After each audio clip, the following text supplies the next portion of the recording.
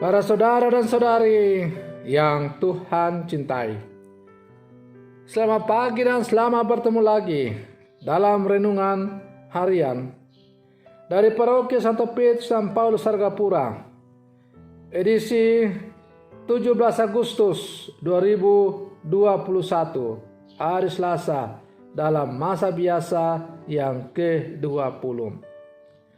Hari ini tanggal 17 Agustus, bangsa dan negara kita merayakan hari raya kemerdekaan kita yang ke-76. Maka sebelum kita menuju ke gereja untuk misa hari ulang tahun kemerdekaan yang ke-76, kita hendak mengawalinya dengan renungan pagi. Mengawali renungan ini, mari kita berdoa. Dalam nama Bapa dan Putra dan Roh Kudus. Amin. Tuhan Allah yang Maha Esa, Engkau memanggil setiap orang kepada kemerdekaan dalam Kristus Yesus, Putramu. Maka pada hari proklamasi kemerdekaan bangsa negara kami yang ke-76 ini, kami mohon kepadamu, lindungilah tanah air kami agar tetap bebas, merdeka, dan aman sentosa. Anugerahkanlah kepada bangsa kami kemerdekaan sejati, agar di seluruh wilayahnya berkuasa keadilan dan damai, peri kemanusiaan, kerukunan, dan cinta kasih. Secara khusus kami berdoa untuk bangsa dan negara kami yang saat ini sedang berada dalam masa-masa sulit oleh karena pandemi virus corona. Semoga Engkau memberikan roh kebijaksanaan kepada para pemimpin-pemimpin kami dan seluruh rakyat umat-Mu yang tinggal dan hidup dalam wilayah negara kami ini, untuk bersehati, bersatu padu, saling bergandengan tangan, melangkah bersama untuk memberantas virus ini, agar bangsa dan negara kami boleh kembali menikmati hidup damai seperti sedia kala. Terpujilah Engkau Bapa, Putra, dan Roh Kudus, kini dan sepanjang segala masa. Amin. Para saudara dan saudari yang Tuhan cintai, sabda Tuhan yang hendak kita dengar dan kita renungkan pada hari raya kemerdekaan negara kita tercinta, Republik Indonesia yang ke-76, diambil dari Injil Matius pasal 22 ayat 15 sampai 21. Tuhan bersamamu. Inilah Injil Tuhan kita Yesus Kristus menurut Santo Matius. Sekali peristiwa, orang-orang Farisi berunding bagaimana mereka dapat menjerat Yesus dengan suatu pertanyaan. Mereka menyuruh murid-murid mereka bersama orang-orang Herodian bertanya kepada Yesus, "Guru, kami tahu Engkau adalah seorang yang jujur, dan dengan jujur mengajarkan jalan Allah, dan Engkau tidak takut kepada siapapun juga, sebab Engkau tidak mencari muka. Katakanlah kepada kami pendapat-Mu.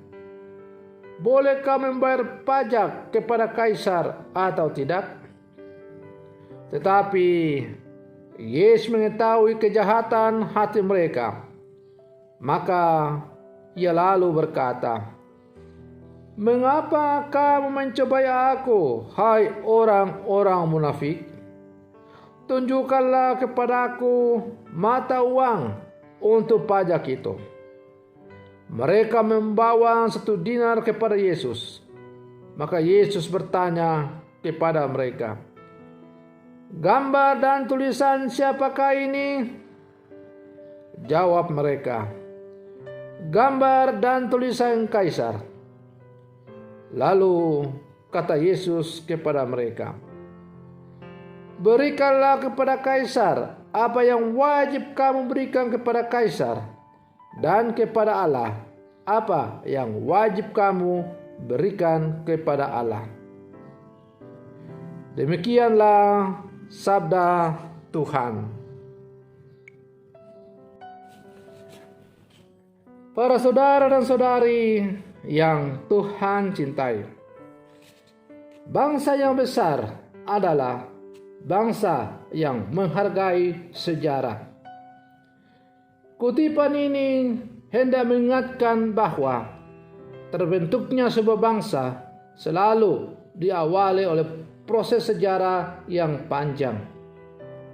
Sejarah itu berlangsung dalam beragam pengalaman, perjuangan dan pengorbanan dari waktu ke waktu. Tiada kata lain selain sujud syukur dalam iman akan Allah dan hormat syukur bagi para pejuang dan semua pemimpin bangsa yang telah berandil dalam membentuk fondasi negara dan kemerdekaan negara kita. Tugas dan tanggung jawab anak bangsa yang kini hidup adalah meneruskan dan mengisi kemerdekaan, ambil bagian dalam menata hidup dalam kebaikan, keharmonisan, dan kebahagiaan bersama. Mengisi kemerdekaan mengandung makna untuk menjaga keutuhan bangsa dan memelihara alam dalam semangat keadilan dan keutuhan ciptaan. Mengisi kemerdekaan berarti pula mengutamakan kepentingan bersama di atas urusan pribadi, kelompok maupun golongan, serta menyuarakan kesatuan untuk mengatasi penindasan dan penjajahan di muka bumi ini. Para saudara dan saudari yang Tuhan cintai, Yesus telah menunjukkan keteladanan penuh cinta dan kejujuran. Ia menempatkan diri dan terlibat secara bijak dalam hidup keseharian tanpa mengesampingkan misi utama dari pewartaannya. Kasihnya kepada Allah menyata dalam hidup manusia. Perwujudan iman akan Allah berbuah dalam interaksi di tengah manusia dan dunia ini.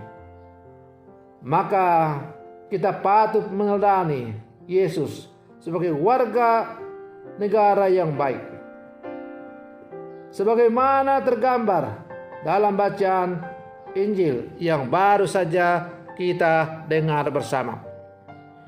Ketika orang-orang Farisi bersama murid-murid dari kelompok Herodian datang dan bertanya kepada Yesus, apakah orang diperbolehkan membayar pajak atau tidak kepada kaisar, lambang negara?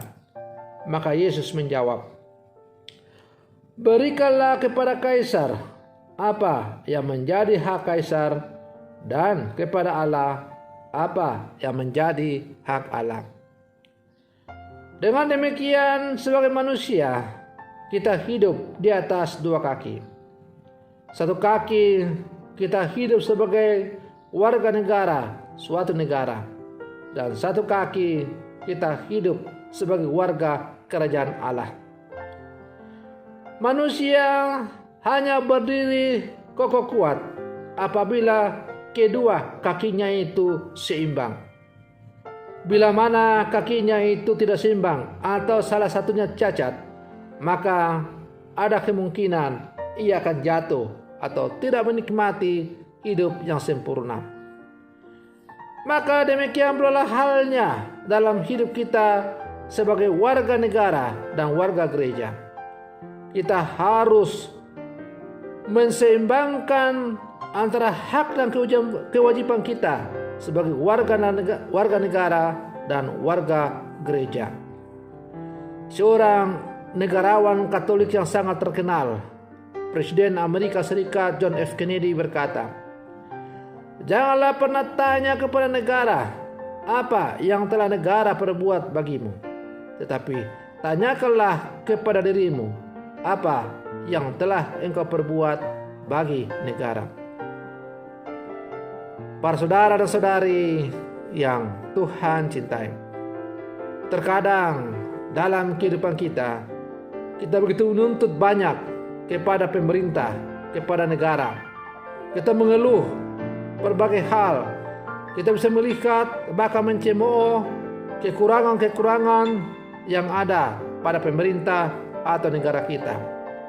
Bahkan tidak jarang kita menyebarkan permusuhan karena kita berseberangan dengan pemerintah. Itu bukan cara hidup orang beriman yang baik. Orang beriman yang baik adalah dia bukan hanya menyampaikan kritikan-kritikan, menyebarkan fitnah-fitnah, menyebarkan permusuhan, tetapi bagaimana ia sebagai warga negara dengan kapasitasnya masing-masing ikut terlibat untuk menciptakan keharmonisan bersama, kesejahteraan bersama, dan sebagainya. Tak usahlah kita membayangkan yang hebat-hebat, bagaimana kita sebagai warga negara biasa ikut berpartisipasi dalam menciptakan kedamaian bagi bangsa dan negara kita. Kita saat ini sedang berada dalam situasi yang kurang menguntungkan karena seluruh dunia termasuk negara kita dilanda oleh COVID-19. Maka untuk mempercepat pemutusan rantai penyebaran COVID-19 ini di berbagai belahan negara termasuk negara kita telah diambil sejumlah kebijakan-kebijakan. Antara lain misalnya sekarang digalakkan untuk vaksinasi massal. Kita diajak untuk mengikuti protokol kesehatan sebagaimana dianjurkan atau diwajibkan oleh Badan Kesehatan Dunia yang resmi. Tapi cobalah kita lihat dalam kehidupan kita, apakah kita sungguh mentaati apa yang telah dicanangkan oleh pemerintah itu. Kadang-kadang kita kepala batu. Kita tidak mau vaksinasi massal, kita malah menyebarkan isu-isu hoax yang tidak benar. Oh, vaksinasi massal itu adalah lambang roh antikristus angka 666 dalam kitab Wahyu. Oh, vaksinasi massal itu adalah satu alat genosida dan negara untuk rakyatnya. Oh, vaksinasi massal itu setelah 2 tahun akan mati ramai-ramai dan sebagainya. Kita sendiri takut untuk vaksinasi massal. Tapi supaya apa yang kita takuti itu, maka kita menyebarkan berita-berita hoax yang tidak benar supaya semakin banyak orang yang tidak taat kepada pemerintah.